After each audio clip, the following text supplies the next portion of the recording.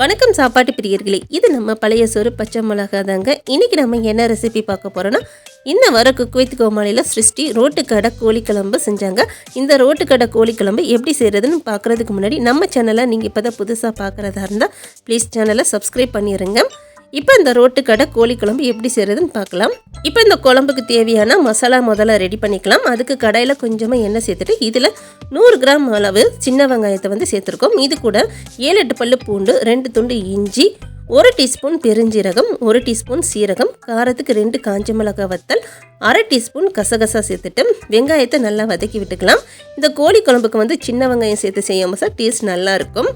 இப்போ வெங்காயம் நல்லா வதங்கிருச்சு பாருங்கள். இது போல் நல்லா வதங்கின பிறகு இதில் மீடியம் சைஸ் தக்காளி 2 தக்காளியை கட் பண்ணி சேர்த்துருக்கேன். இப்போ இந்த தக்காளியை நல்லா வதக்கி விட்டுக்கலாம். இப்போ நம்ம சேர்த்த தக்காளி நல்லா வதங்கிருச்சு. அடுத்து 1/2 மூடி தேங்காய் துருவி எடுத்து வச்சுருக்கோம். இப்போ இந்த தேங்காவை சேர்த்துட்டு தேங்காய் நல்லா வதக்கி விட்டுக்கலாம். இப்போ தேங்காய் நல்லா வதங்கின பிறகு இதை நல்லா ஆற வச்சுட்டு நம்ம மிக்சியில் போட்டு அரைச்சி எடுத்துக்க போகிறோம்.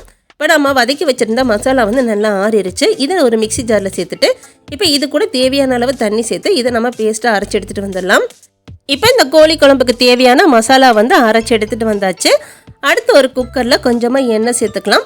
இந்த கோழி குழம்புக்கு நல்லெண்ணெய் ஊற்றி செய்யுங்க, டேஸ்ட் நல்லா இருக்கும். இப்போ எண்ணெய் சூடணுன்னா இதில் ஒரு சின்ன துண்டு பட்டை, 2 ஏலக்காய், 1 அன்னாச்சி பூவோட இதழ்கள் சேர்த்துக்கலாம். இதெல்லாம் நல்லா பொரிஞ்ச பிறகு ஒரு பெரிய வெங்காயத்தை சின்ன சின்னதாக கட் பண்ணி இதில் சேர்த்துருக்கோம். பெரிய வெங்காயத்துக்கு பதிலாக சின்ன வெங்காயம் சேர்த்துக்கோங்க, டேஸ்ட் இன்னும் நல்லா இருக்கும். இப்போ வெங்காயம் வதங்கணுன்னா இதில் 1/2 தக்காளியை கட் பண்ணி சேர்த்துருக்கோம். நம்ம மசாலா வதக்கும் போதில் 2 தக்காளி சேர்த்து தான் வதக்கியிருக்கோம். இந்த கோழி குழம்புக்கு தக்காளி அதிகமாக சேர்த்திங்கன்னா புளிக்க ஆரம்பிச்சிடும். அப்போ கோழி குழம்போட டேஸ்ட்டே மாறிடும். இந்த அளவுக்கு தக்காளி சேர்த்தா போதும். இப்போ தக்காளி நல்லா வதங்கிருச்சு. தக்காளி வதங்கின பிறகு இது கூட 3 டேபிள் ஸ்பூன் குழம்பு மிளகாத்தூள், 1 டேபிள் ஸ்பூன் சிக்கன் மசாலா சேர்த்துக்கோங்க. இந்த குழம்பு மிளகாத்தூள் வீட்டில் அரைச்ச குழம்பு மிளகாத்தூள் தான். உங்ககிட்ட குழம்பு மிளகாத்தூள் இல்லாட்டி 2 டேபிள் ஸ்பூன் மல்லித்தூள், 1 டேபிள் ஸ்பூன் தனி மிளகாத்தூள், 1 tablespoon chicken masala, 1/2 teaspoon garam masala, 1/4 teaspoon மஞ்சத்தூள் சேர்த்துட்டு மசாலாவை நல்லா வதக்கி விட்டுக்கோங்க. இப்போ மசாலா நல்லா வதங்கின பிறகு இது கூட 3/4 கிலோ சிக்கனை நல்லா க்ளீன் பண்ணி எடுத்து வச்சுருக்கேன். இப்போ இந்த சிக்கன் சேர்த்துட்டு இந்த சிக்கனையும் நல்லா வதக்கி விட்டுக்கலாம். நம்ம வீட்டில் செய்கிறனால சிக்கனை கொஞ்சம் பெரிய பீசஸாக போட்டிருக்கேன். கடையிலனா இன்னும் சின்ன சின்னதாக கட் பண்ணி சேர்த்துக்கிடுவாங்க. இப்போ இந்த சிக்கன் மசாலாவோட நல்லா வதங்கிருச்சு பாருங்கள். இந்த அளவுக்கு சிக்கன் நல்லா வதங்கின பிறகு இது கூட நம்ம அரைச்சி வச்சுருக்க மசாலா சேர்த்துக்கலாம். மசாலாவை சேர்த்துட்டு இப்போ இந்த குழம்புக்கு தேவையான தண்ணியும் சேர்த்துக்கலாம். இந்த ரோட்டு கடை கோழி குழம்பு கொஞ்சம் தண்ணியாக தான் இருக்கும். அதுக்கேற்றாப்புல தண்ணி பார்த்து சேர்த்துக்கோங்க. இதெல்லாம் சேர்த்த பிறகு இப்போ இந்த குழம்புக்கு தேவையான அளவு உப்பு சேர்த்துட்டு இப்போ இது எல்லாத்தையும் நல்லா கலந்து விட்டுடலாம்.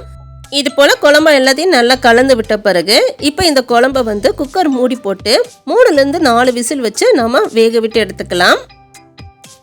இப்போ கோழி குழம்பு ரெடி ஆயிடுச்சு. ஓப்பன் பண்ணி பார்க்கலாம். இப்போ அருமையான ரோட்டு கடை கோழி குழம்பு சூப்பராக ரெடி ஆயிடுச்சு பாருங்கள். இந்த கோழி குழம்போட இட்லி, தோசை, இடியாப்பம், பரோட்டான்னு சொல்லிட்டு எதோட வச்சு சாப்பிட்டாலும் சூப்பராக இருக்கும். இது மாதிரி நீங்களும் செஞ்சு பாருங்கள். இந்த வீடியோஸ் உங்களுக்கு பிடிச்சிருந்துச்சுன்னா வீடியோஸ்க்கு மறக்காமல் ஒரு லைக் பண்ணிடுங்க. கூடயே நம்ம சேனலை நீங்கள் இன்னும் சப்ஸ்கிரைப் பண்ணாட்டி சேனலையும் சப்ஸ்கிரைப் பண்ணிடுங்க.